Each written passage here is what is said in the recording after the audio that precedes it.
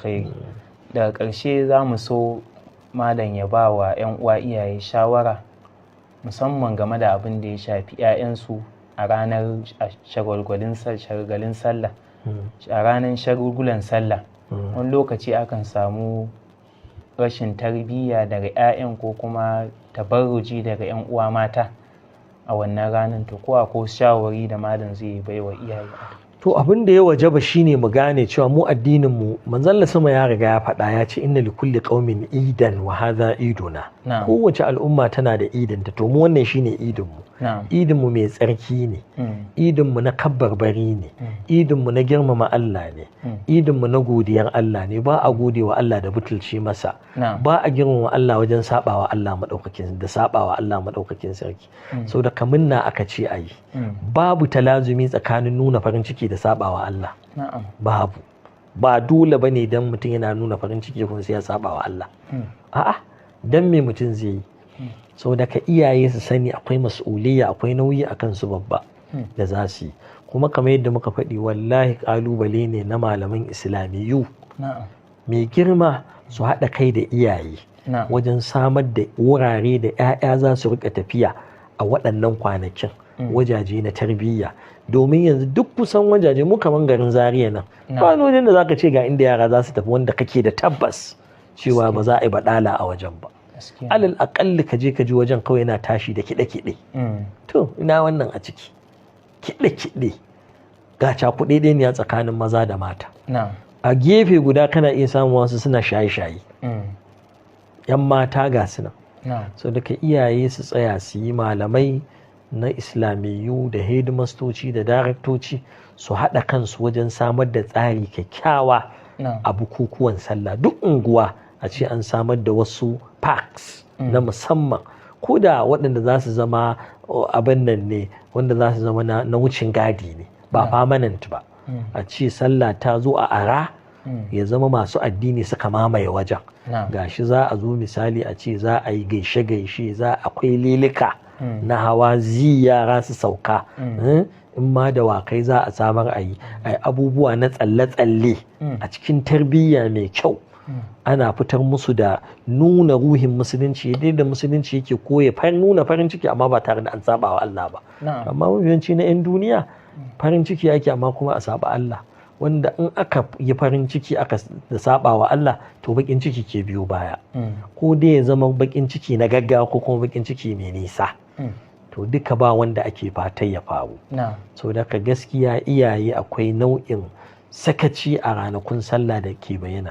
Za ka ga yarinya islamiyya ce tana zuwa makaranta, amma ranakun sallah na shigar da za ta yi kare ba zai ci ba. Kare ba zai ci ba. 'Yan mata su aje lullubi, su koma suna tabarruji, wato suna shigar banza irin ta jahiliyya.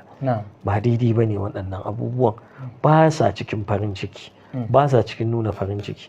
Ranakun hawan daushe da mu ake yi kamar a garinmu na Zazzau da birane irin su Kano da sauransu, ranaku ne sarakunanmu na taya mu munna, to amma kuma sai a ɓata wannan, sai ya zama an mai da shi ranar sare-sare, ranar rigingimu tsakanin waccan unguwar da waccan unguwa. Duk da alhamdulillah wallahi abin ya sauki mu dai a Zaria, muna godiya ga Allah, kuma jami'an mu na tsaro muna ƙara godiya gare su, kuma muna roƙon Allah ya ƙara taimakon su.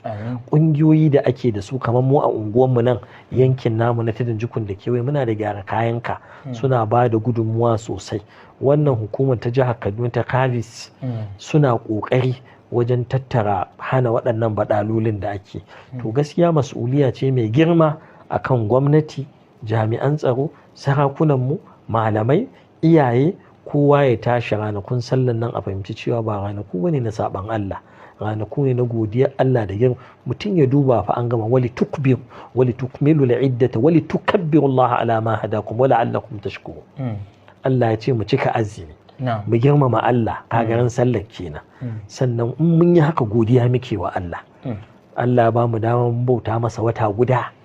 Mun yi sallah, mun yi azumi, mun yi qiyamul layli kai, mun yi sadakoki, wasu sun fitar da zakka, wasu sun je umara, duk a cikin wannan wata mai alfarma mai daraja.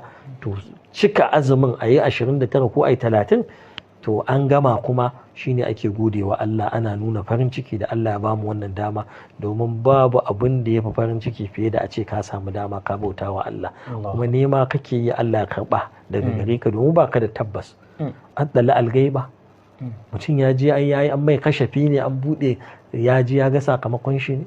Saboda ka iyaye, jagoranmu, sarakuna, shugabanninmu, jami'an tsaro duka a haɗa gwiwa, a haɗa ƙarfi da ƙarfe domin samarwa yaƙi da waɗannan miyagun al'adu da baɗaloli da ake bayyanawa a waɗannan kwanakin na sallah. A yi sallah cikin jin daɗi, a yi sallah cikin farin ciki, ya zama duk wanda zai kawo hatsaniya to a ɗau mataki a kansa.